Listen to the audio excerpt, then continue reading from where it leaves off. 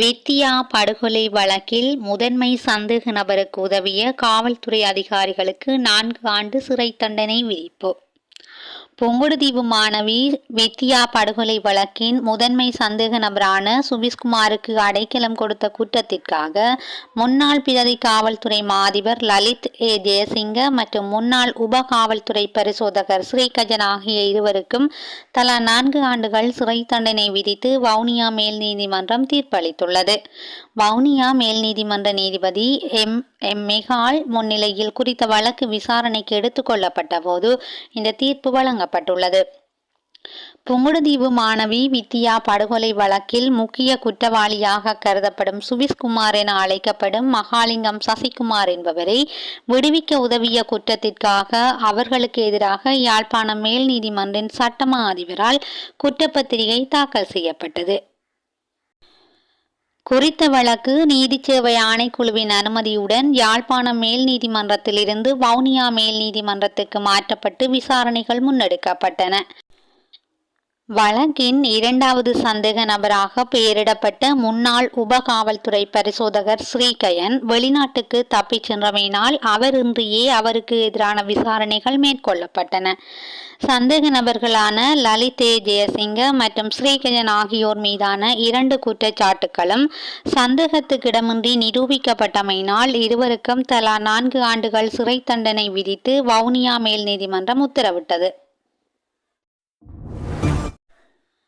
தையிட்டி விகாரை தொடர்பில் சமாதானத்துக்கும் நல்லிணக்கத்துக்குமான பணியகம் கண்டனம்.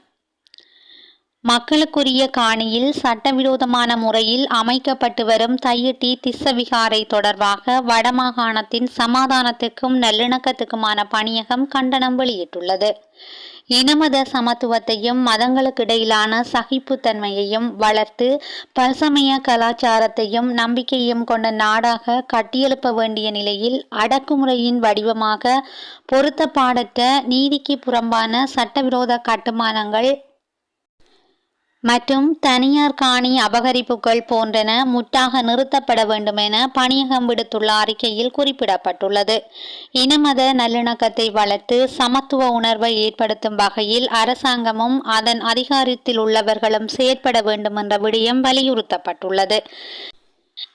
இனமத முரண்பாட்டை மீண்டும் ஏற்படுத்தாத வண்ணம் நீதி நிலைநாட்ட நடவடிக்கை எடுக்க வேண்டும் என்ற வேண்டுகோளையும் விடுப்பதாக சமாதானத்துக்கும் நல்லிணக்கத்துக்குமான பணியகம் தெரிவித்துள்ளது.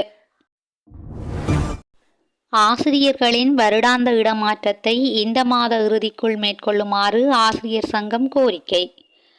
ஆசிரியர்களுக்கான வருடாந்த இடமாற்றத்தை இந்த மாத இறுதிக்குள் மேற்கொள்ளுமாறு இலங்கை ஆசிரியர் சங்கம் கோரியுள்ளது.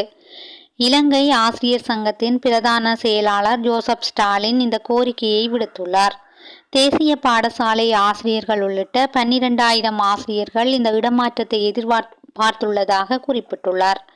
அதில் பலர் 10 வருடங்களுக்கு மேலாக ஒரே பாடசாலையில் சேவையாற்றியவர்கள் எனவும் சிலர் நீண்ட காலமாக தூர பிரதேசங்களில் உள்ள பாடசாலைகளில் கற்பிப்பவர்கள் என்றும் அவர் சுட்டிக்காட்டியுள்ளார். நேற்று கைதான இந்திய மீனவர்களுக்கு விளக்கமறியல்.